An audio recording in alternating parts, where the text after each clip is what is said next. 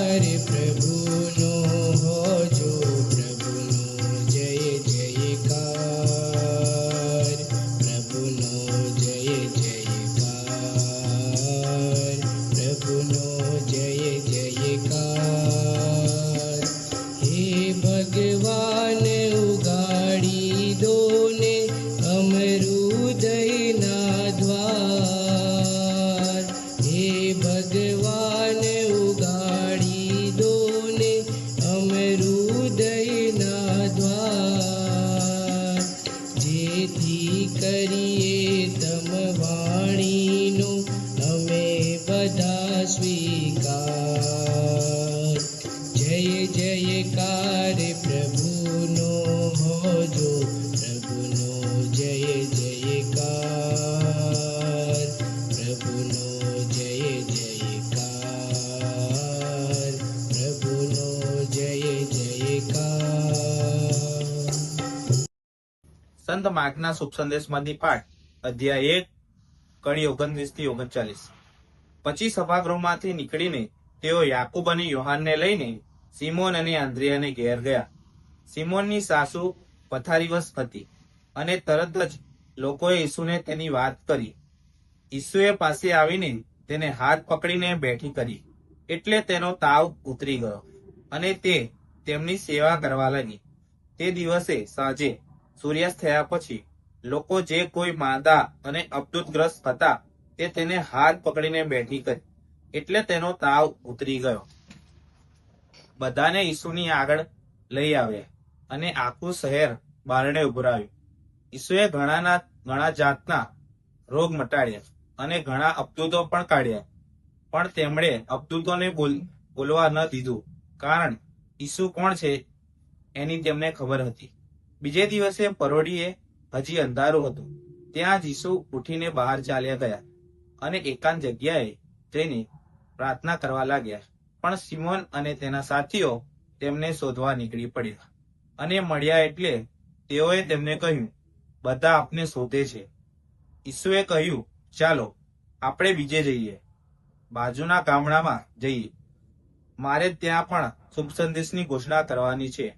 હું એટલા માટે જ આવ્યો છું. અને તેઓ આખા ગાલિલના પ્રદેશમાં યહૂદીઓના સભાગૃહમાં ઉપદેશ કરતા અને અપદૂતો કાઢવા ફરવા લાગ્યા. આ પ્રભુની વાણી છે. તે જ આપણો આધાર છે. ઈસુને જય વાલા ધર્મજનો. સામાન્ય કાળના પ્રથમ અઠવાડિયાના બુધવારના આજના શુભ સંદેશમાં આપણે જોઈએ છીએ કે સંત માર્ક પ્રભુ ઈસુના જીવનમાં ખૂબ જ સરળ પરંતુ મહત્વપૂર્ણ વાત દર્શાવે છે. આપણે જોઈએ છીએ કે પ્રભુ તેમના રોજિંદા જીવનમાં શું કરે છે અને આપણને તેમાંથી શું શીખવા મળે છે. આજે આપણે પ્રભુના જીવનના 3 મહત્વપૂર્ણ પાસા જોઈશું, જેમાંથી પ્રથમ છે કરુણા. પ્રભુ સિમોન અને આંદ્રેના ઘરે જાય છે ત્યારે તે સિમોનની પથારીવશ સાસને હાથથી બેઠી કરે છે અને તેમનો તાવ દૂર કરે છે. એ દિવસે સાંજ સુધી તેમણે ઘણા લોકોને સાજાપણું આપ્યું છે. આ દર્શાવે છે કે પ્રભુનું હૃદય તે કરુણાસભર છે. કરુણા તે માત્ર દયા પૂરતી નથી, પરંતુ બીજાનું દુઃખ જોઈને તેમની મદદ કરવી પણ હોય છે. પ્રભુ શીખવે છે કે એક સાચા ઈસુપંથીનું જીવન તે કરુણાસભર હોવું જોઈએ. ત્યારબાદ બીજું મહત્વપૂર્ણ પાસું છે પ્રાર્થના. બીજા દિવસે વહેલી સવારે પ્રભુ એકાંતમાં પ્રાર્થના કરે છે. આટલી સેવા અને આટલા ચમત્કારો પછી પણ પ્રભુ પ્રાર્થનાને સમય આપે છે. પ્રાર્થના દ્વારા તે ઈશ્વર પિતા સાથે સંબંધ બાંધે છે. આ સંબંધ જ તેમને શક્તિ પૂરી પાડે છે. આપણે આપણા વ્યસ્તપૂર્ણ જીવનમાં પ્રાર્થનાને સમય આપી શકતા નથી. પ્રભુ શીખવે છે કે પ્રાર્થના વગર સેવા ખાલી થઈ જાય છે.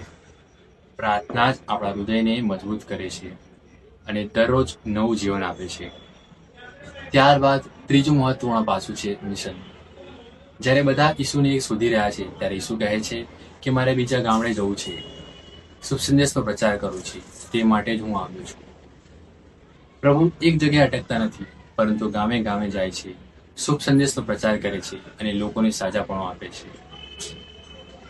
પ્રભુ શીખવે છે કે એક સાચા ઈસુપંથીને ઈશ્વરને હંમેશા જીવનમાં સ્થાન આપવું જોઈએ અને હંમેશા ઈસુની સાક્ષી પૂરવી જોઈએ. એ ઉપરાંત આજે આપણે સંત દેવ સાહેબ પિલ્લાઈનો દિવસ ઉજવી રહ્યા છીએ કે જેમનું જીવન એ આજના શુભ સંદેશ સાથે ખૂબ જ સુંદર રીતે સંકળાયેલું છે. તેમનો જન્મ એક બિન ખ્રિસ્તી કુટુંબમાં થયો હતો. ઈસુને ઓળખ્યા પછી તેમણે ખ્રિસ્તી જીવનની શરૂઆત કરી. ત્યારથી લઈને તેમના મૃત્યુ સુધી તેમણે ભારે ત્રાસ, અપમાન અને પીડાનો સહન કર્યો છે, પણ કદી વિશ્વાસ ખોયો નથી અને શુભ સંદેશનો પ્રચાર કરતા રહ્યા છે. તેમનું મૃત્યુ એક શહીદ તરીકે થઈ હતી, તેથી તેમને ધર્મજનોના અરિષ્ટોના સંત તરીકે ઓળખવામાં આવે છે. તો ચાલો આપણે પ્રાર્થના કરીએ કે પ્રભુ આપણને સેવા કરનાર હૃદય, પ્રાર્થના સભર જીવન અને સાક્ષી પૂરવાનો સાહસ આપે. જય ઈસુ. આભાર.